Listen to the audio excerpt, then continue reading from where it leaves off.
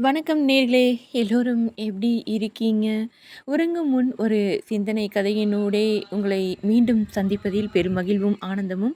இன்றும் கூட ஒரு அருமையான சூப்பி கதையை தான் உங்ககிட்ட சொல்லப் போறேன். வாருங்கள் கதைக்குள் செல்லலாமா? அந்த புதிய இளம் மாணவனின் பெயர் மக்தும்.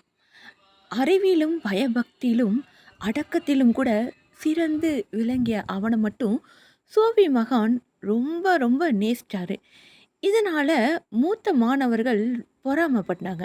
எப்பொழுது பார்த்தாலும் மக்தூமை பற்றியே சூபி மகானிடம் ஏதாச்சும் புகார் சொல்லி கோல் மூட்டிகிட்டே இருந்தாங்க.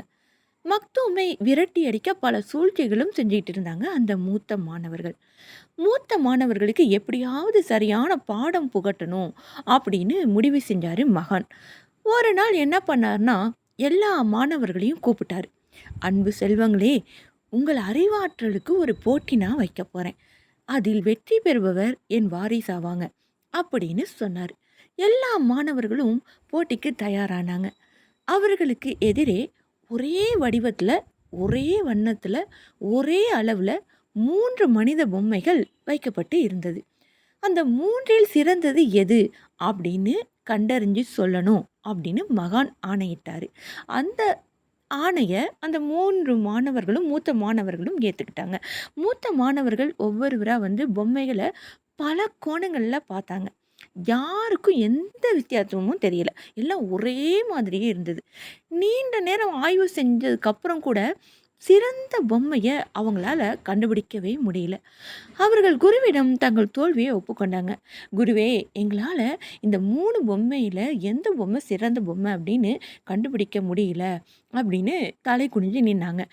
இப்ப மக்தூமின் முறை. அதாவது ரொம்ப நேசிச்சாரு இல்லையா அந்த மக்தூம, அந்த பையன கூப்பிட்டாரு.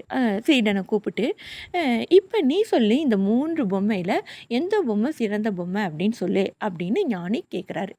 அவன் என்ன பண்ணான் அப்படின்னா, உடனே மெல்லியதா நீண்டதொரு கம்பிய கொண்டு வந்தான். முதல் பொம்மையின் காதுல அப்படியே நுழைச்சான். கம்பி பொம்மையின் மறுகாது வழியா வெளியே வந்துருச்சு. அப்புறம் என்ன பண்ணான்னா, 2வது பொம்மை இருந்தது இல்லையா? அந்த 2வது பொம்மையின் காதுலயும் அதே கம்பிய வந்துட்டு நுழைச்சான். அது அந்த என்ன பண்ணுச்சுன்னா, அந்த கம்பி வாய் வழியா கம்பி வெளிய வந்துருச்சு. இப்ப 3வது ஒரு பொம்மை இருக்கு இல்லையா? அந்த 3வது பொம்மையின் காதுல நுழைச்சபோது, கம்பி நேரா வயித்துக்குள்ள போணுச்சு. 3வது பொம்மையே சிறந்த பொம்மை அப்படின்னு அந்த சீடன், மக்தூம் சீடன் சொல்லிட்டான். அதற்கான காரணத்தையும் மக்தூம் சொன்னான். முதல் பொம்மை எந்த அறிவுரைய கேட்டாலும் ஒரு காதுல வாங்கி, மறு காதுல அப்படியே விட்டுட்டு போயிடும். 2வது பொம்மை என்ன பண்ணும்னா, அறிவுரையெல்லாம் நல்லா பிரச்சாரம் செய்யும். ஆனா, அத உள்வாங்கி தன்னை திருத்திக்க முயலாது. அது ஊருக்கு தான் உபச்சாரம் பண்ணிட்டு இருக்கும். ஆனா 3வது பொம்மையோ அறிவுரைய ஜீர்ணிச்சு தன் வாழ்க்கைய சீர் செய்து கொள்ளும். சீர்மை மிக்கது இந்த 3வது பொம்மை தான். அதனால 3வது பொம்மையே சிறந்தது அப்படின்னு மக்தூம் குரு கிட்ட சொல்றான். மாணவன் மக்தூமின் விளக்கத்தை கேட்டு சூபி மகான் ரொம்ப ரொம்ப சந்தோஷமா மகிழ்ந்து அவனை பாராட்டவும் செஞ்சாரு. பொறாமைப்பட்ட மூத்த மாணவர்கள் அப்படியே வெட்கித்து வாயடைச்சு போனாங்க.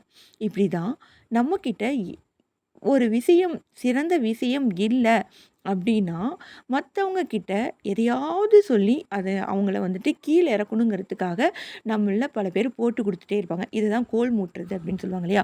அந்த மாதிரியான விஷயத்த அதாவது சிறந்து நம்மளும் அவங்கள மாதிரி விளங்கணும் அப்படின்னு இல்லாம, இவங்க அவங்கள மட்டம் தட்டுறதுக்காக எதையாவது போட்டு குடுத்துட்டே இருப்பாங்க மத்தவங்க கிட்ட. இது வந்து சரியான ஒரு விஷயம் இல்லை அல்லவா?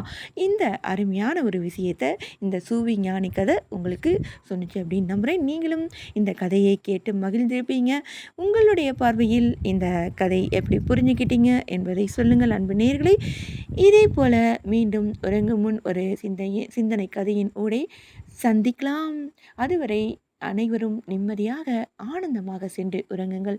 விடியும் பொழுது மிகவும் அழகாக ஆனந்தமாக இருக்க வேண்டும் என்று அனைவருக்கும் நன்றியும் வாழ்த்துக்களையும் சொல்லிக்கொண்டு விடைபெறுவது நான் உங்கள் அன்பு அறிவிப்பாளர் சகோதரி இளையவேணி கிருஷ்ணா. வணக்கம் அன்பு நேய சொந்தங்களே. நன்றி நேயர்களே.